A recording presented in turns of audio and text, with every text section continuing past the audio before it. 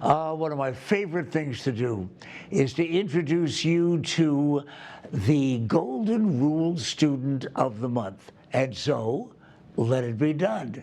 His name is Neil Pandey, and he's a 15-year-old student at the American Leadership Academy in Queen Creek. Hey, first of all, I'm delighted to meet you, Neil, and congratulations on the award. You know, this is a big deal. Yes, I am sure it is.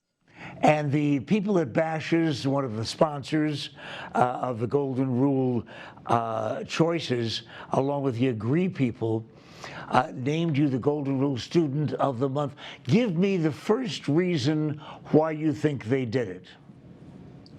I think they did it because they thought that my project was like good and it demonstrated the golden rule. And what was that project? Let's talk to the audience about that. Oh, the project, it was where I made deaf-friendly masks that had a clear window where where people who are deaf or hard of hearing could read lips in order to understand what people are saying. And who gets those? Do you distribute them too? I usually just ship it out to deaf families, deaf residential centers, deaf schools, ASL teachers, in sign language interpreters, grocery stores. I can particularly appreciate, Neil, the value of those see-through plexiglass masks, because one of the people that I work with in broadcasting has a very serious hearing problem, and she can't understand anybody if they're wearing the normal cloth mask. But the see-through masks make it all the difference in the world. And so she would be very, very appreciative for what you've done.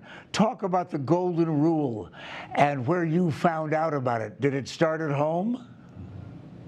Well, something interesting is that, do you remember my brothers, Nikhil and Neil Pandey, or no?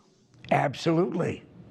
Yes, so I heard of it through there, and I, attended the banquet, when they sold the oranges. So that's when I first heard of the Golden Rule.